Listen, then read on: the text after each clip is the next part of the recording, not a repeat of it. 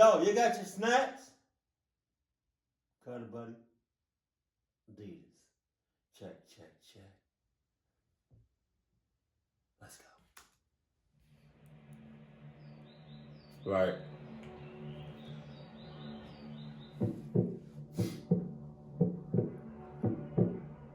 My wife Cheryl and I have been together for 10 years. Jesus. We got married 2 years ago.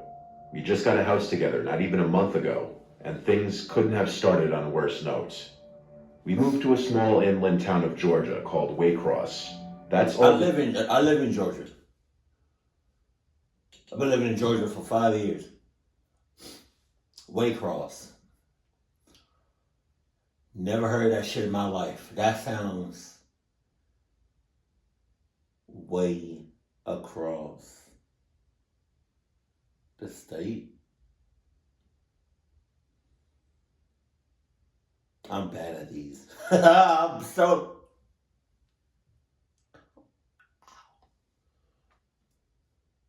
I bit the bottom or the inside of my shits. Waycross. I do not. That sounds far as hell. Details I'm giving, though, to avoid any more possible issues. We're on a quiet street with a big property that sits in front of a medium-sized patch of woods, which is one of the factors that really appealed to my wife and I. We plan to adopt a dog and raise kids here, so we wanted a big property for the dog and kids to play around on. We both work similar shifts. I get home around 5 and she gets home around 6 most of the time. The first 2 nights in the house went completely normal. It was the weekend, so we spent our entire days unpacking. It wasn't until Monday night, when we were both in bed, only having turned the lights out maybe 20 minutes ago, that outside from the backyard, there was the sound of this blasting music. Our nearest neighbors on either side were spaced out enough where we couldn't mistake music from their yards being in our yard. It was definitely in our backyard, and it wasn't party music or anything like that. It sounded like very old, staticky, vintage music. The windows were shut, so after my wife and I exchanged horrified glances at each other and wondered where the music could be coming from, I opened my window on my side of the bed, and it was much clearer. Yeah, once we looked at each other, like, what the cluck was that? What is this? We both looked at each other again. Closed our eyes, and went back to sleep. There was some song that sounded like it was from the 1940s or something blasting. I later found out after looking up the lyrics that the song name was Who's Afraid of the Big Bad Wolf by Henry Hall. Wow. It has a slight eerie vibe to it for some reason, even though it was meant to be a happy song. But at the time of listening to it coming from our backyard, it was nothing but downright horrifying. We were still learning the house, but we figured there must be a backyard light switch downstairs. I ran downstairs to the back door and flicked the light switches next to the door, and one of them turned on the backyard lights. I didn't see anyone in the backyard. I opened the door, and the music was louder, obviously. But as I walked out into the grass, I realized it wasn't coming from the backyard, rather from the woods. The song played to completion as I was outside in the yard just standing there looking around. When the song ended, there was silence again. It seemed like someone must have been playing some stupid housewarming prank, but it wasn't appreciated. I went back to my wife and told her it was probably just some kids trying to scare the new ones in town for whatever reason. Hearing myself even say that, I realized how stupid and weird it sounded. Why would anyone do that? The next night, it happened again. A few minutes after we turned out the lights in the bedroom, music from outside started blasting. This time much louder, and the song playing. Cause don't you know by now? I could have told you this the first time it happened. That somebody's watching your ass. Somebody or something is watching both of y'all asses. Condom. No condom necessary. Because either way, you're clocked. It might hurt a little more without the but you know.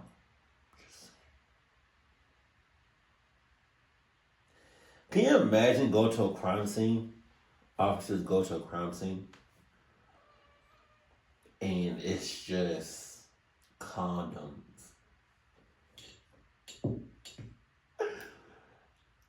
everywhere. Like, when I say everywhere, like everywhere. On the ceiling, on the walls, on the floor, in the plug socket, in the cable socket. Jesus. That's gotta be so disturbing. Oh God. That song everyone's heard, Tiptoe Through the Tulips. Cheryl and I once again looked at each other, this time in genuine disgust and worry, because we had hoped it was just going to be a one-time thing, but it was happening again. I looked out the window, and this time I could see something on the grass. It wasn't a person, but there was definitely something out there. Okay. I told my wife I was going to check it out. What? She said we should just call the cops. Thank and you. I said, yeah, we will in a second. Oh! I went out there with this mindset that I need to establish I'm the man of the house, not just to my wife, but to whoever was thinking they could mess with us just for being the new... My ass! See, okay, I understand being the man of the house, protecting the house. You know, you may feel like that's your duty as a man. You know, like that. You know what I mean? That's my duty. I feel like all men should protect the house, but still, hey, motherfucker. There's a difference between protecting the house and just being straight up dumb. You know? Like, if there's somebody trying to rob the house, alright, cool. You can protect the house. But yo, if you see a motherfucking skinwalker,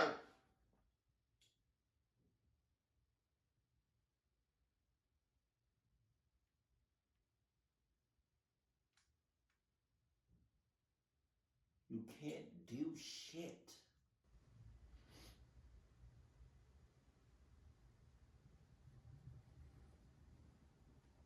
At all. On the block. When I was in the yard, I saw the object in the grass was smaller than I had thought, but the blaring, creepy song was coming from it. I realized it was an old radio. I turned it off and looked up at the window at my wife, who was watching. Oh, I held it up, yelling that someone left it there to scare us with the music. What she did next was not something I expected in response to that.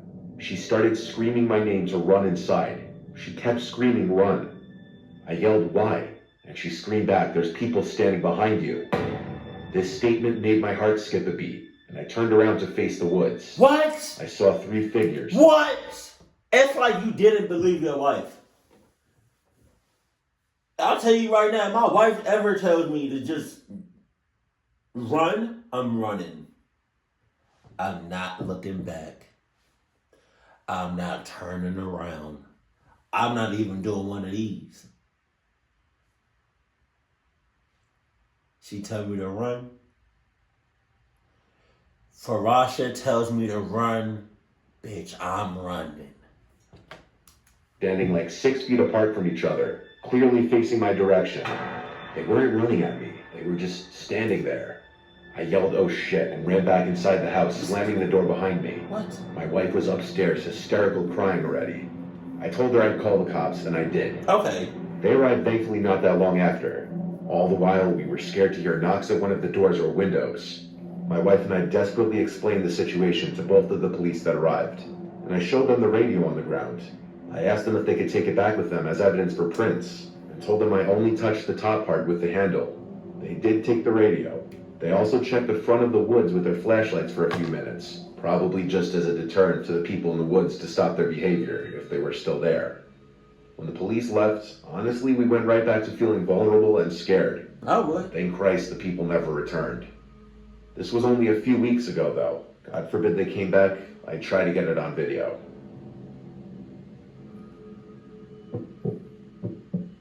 I wish I would have saw the video. After going from living with my parents for 28 years to buying my first house, I'll admit it was a bit of a shock to adjust to. This was July of 2022, so very recently that I moved in. My house is a 30-minute drive from my parents' house, so we're not that far away. In my parents' house, I would always constantly be awoken at night by my dad going up and down the stairs in the middle of the night. He's basically a chronic insomniac and constantly has to get water or go to the bathroom throughout the night. So having my own place would finally mean peace and quiet. But that doesn't mean my dad didn't pass down his inferior sleeping abilities to me, because I'm a very light sleeper too. The layout of my new house is as follows. A small unfinished basement with laundry and boiler room. First floor with living room, kitchen, bathroom, and dining room. And the upstairs with 3 bedrooms and a bathroom. One bedroom I use as an office, another one I use as a little workout room. For the first couple of days, my dad was over to help me bring in furniture and set the place up. The bulk of it was done after that. Then it was just minor decorating and smaller things here and there.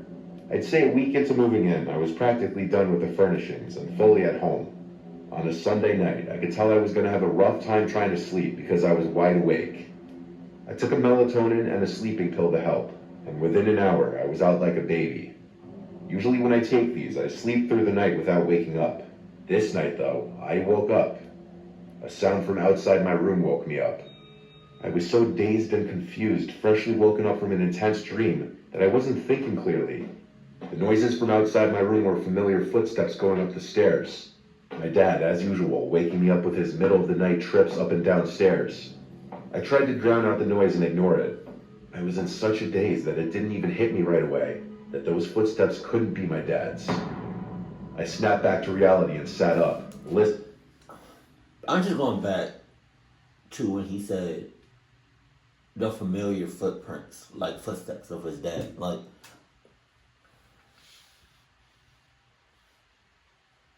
you know your dad's footsteps? They're footsteps. It's not like you can hear his organs and his cells in the footstep in every step that he takes. How do you know that? How do you know that? What? I mean, obviously, me. That's not obviously. I know that that's not your dad, but I'm just saying, like what? The familiar sounds of your dad's footsteps. That's like.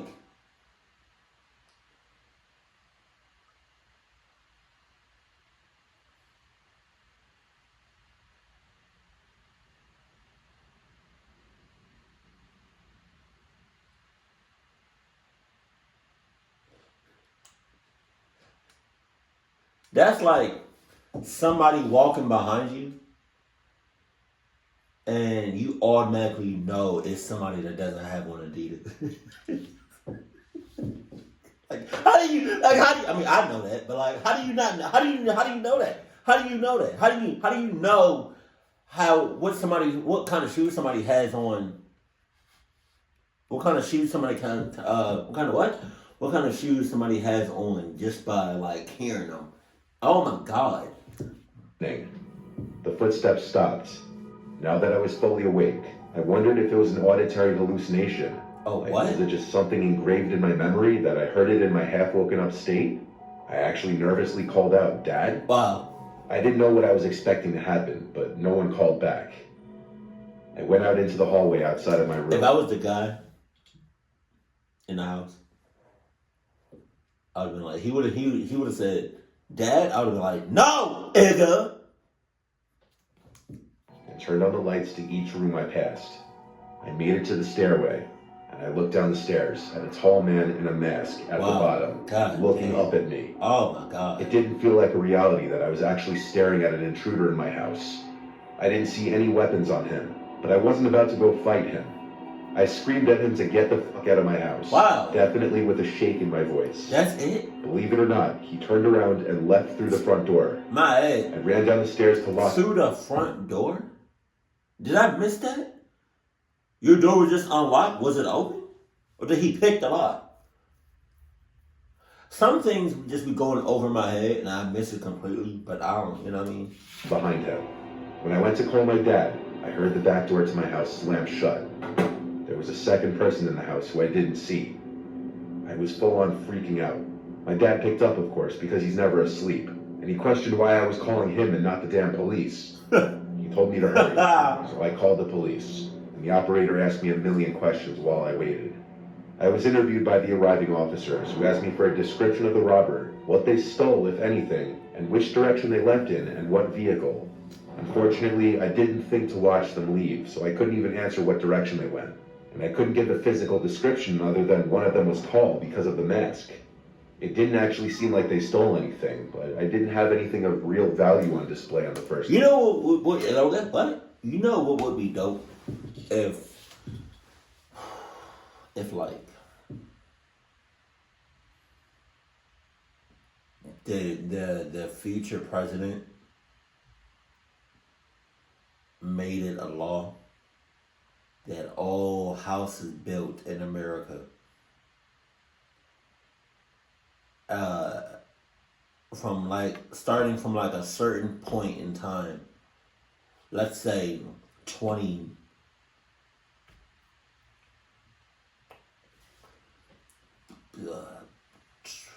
2030, let's say 2030, the president passed a law stating that in the year 2030, from here on out, any houses built from that point on will have cameras installed in the house, HD with color and visual and sound inside and outside the house. Cause I would love to see this story. Like I would love not to just hear it, but I would love to see ill. I would love to see this story. Like to see the guy standing. Oh God. floor. The method of entry was a kitchen window, just big enough to climb through. Oh my God. Experiencing a home invasion is something you always hear about on the news, but never assume it would actually happen to you, much less right after you move into your first house. I wish I could have been more help to the police in identifying them. Now, I sleep with a knife next to my bed. Oh yeah? No Adidas in sight? Nothing? At all? Just a knife? Alright. Let's see how that go.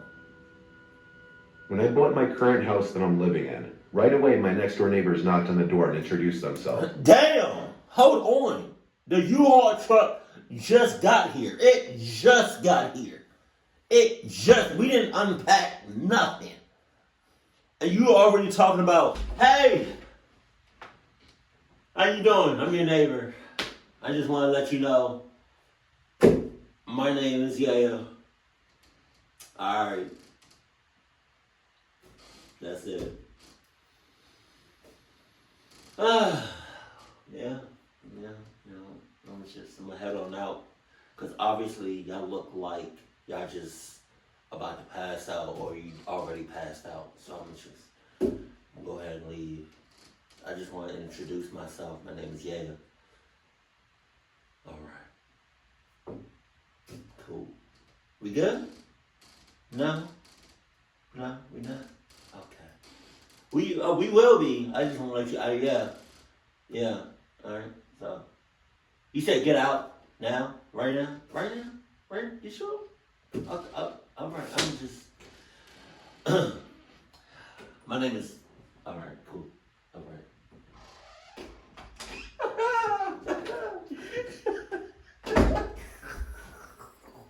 I'm stupid! Oh, God. Oh, Jesus. They were both as kind as could be on both sides. My house is waterfront on a canal. I wanted a waterfront house because I have a boat, so it was a no-brainer to have the convenience of keeping my boat in the water in my backyard. A house on a canal, though, means sacrificing privacy in the backyard, as the house across the canal from me looks right into my yard. From the start, even when I went to view this house for the first time, I wasn't the biggest fan of the house across the canal. It just looks like it hasn't been taken the best care of, and it's kind of an eyesore when I'm sitting in the backyard. For almost 2 weeks after moving in, I'd look out my window before bed every night to the house across the canal to always see the lights out. The house was always pitch black. I wondered if maybe it was a second home for whoever owned it. But then one night, things changed. On the same day that my brother helped me launch my boat into the water and bring it to my dock in the yard, Just as I was about to shut the blinds in my bedroom, I looked across the canal again, and tonight there was one light on in the house across the canal. And in that room, which looked to be a living room by the back door, there was a man standing there looking outside. So there was someone living there after all. The man was in sweatpants and a long-sleeve shirt. He looked like he had a full head of grayish hair. Based on appearance from that distance, he looked like he could be 50 on the dot. It seemed like he could have been looking at my windows. But then again, the more likely explanation was he was just looking out into the yard thinking, even though it was pitch black out there. I closed my windows and went about the rest of my night. The next day after work, I got home and set my stuff on the kitchen table, then went outside to the backyard to plant some grass seed in the yard. I couldn't help but look and notice the man standing at his back door again. This time I knew he was watching me. It was obvious. We made extended eye contact, then I looked away. I didn't want to wave, that would be weird. I tried to just pretend I didn't notice him still there looking at me. It's as if I was doing something wrong being in my own backyard. One day I had my friends over to take the boat out, and both when we were leaving and coming back, I didn't see the man at his door. I had only seen him twice so far, but already I was paranoid whenever I was outside, and always looked across the canal at his door. A few nights later, I looked out my window in my bedroom again. He was at his door again. God damn. I wondered how long he would just stand there. It was so bizarre. I turned off my lamp, and then kind of stood just beside the window peering my head out, to see if he'd keep standing there even after I would turn the light out. And he did. I must have stood watching for 3 minutes, and he wouldn't move. I shut my blinds and continued with my night. I told myself from here on out I'd just ignore it and keep my blinds shut past sunset. I went to bed, wondering how I would go about confronting the situation, or if I even would. I considered maybe just going out to the dock and waving, or trying to talk to him, or even going to knock on his door to introduce myself, but that sounded stressful. On this same night, while I was in bed, I was starting to drift off into sleep when I heard something in my backyard. There was someone on the deck, walking around. I could hear it. I went to the window to get a look, but I couldn't see from my upstairs window. I'd have to go downstairs if I wanted to see. But before that, there was a startlingly loud crash sound from below me. It was the window. I could tell it was the sound of shattering glass. I ran downstairs to the kitchen to grab a knife and the phone to call 911. I looked towards the back of the house and saw I was right. Glass of the backyard window was spilled out onto the floor, and one single brick laying on the wood floor, clearly what was thrown through the window. I was frightened that I'd see someone hiding in the corner of the room, but to my relief, there was not. I called 911 and requested police officers get here ASAP. Before the police arrived, I peeked out the now broken window into the yard. I turned on the back deck light.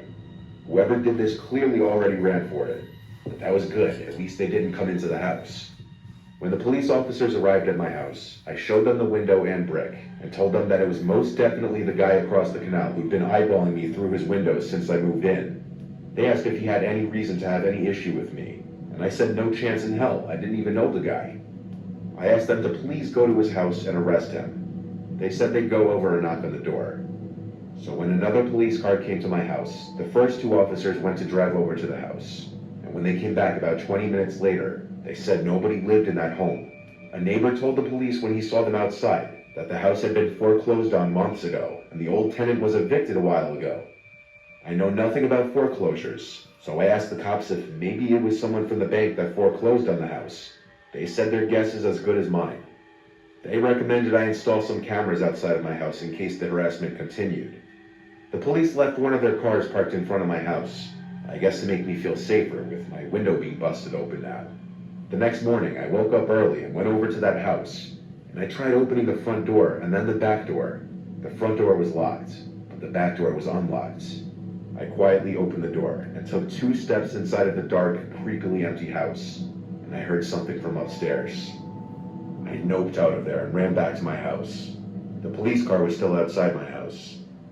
That day, I had my window fixed and pretty soon installed doorbell cameras in the front and back of my house. You should already. I haven't seen that man in the house again.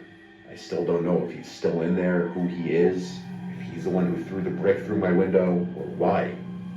Knock on wood, things have been fine ever since. Knock on your life. You see, Anybody that just be staring at you or staring at something that you got pretty intensely for a long period of time, it's not a good look. I don't care what their intentions are. I'm not taking that lightly. And I might either cluck you up or get some cameras installed. Yeah. Cause that was just like he was staring at you for so long. In the first story, I'm not going up there. I was never gonna go out there. The fact that he did was crazy. And the fact that his wife said to run and he didn't run on reflex, cluck you. Keep cool, keep classy. And I love you, stay happy. My family.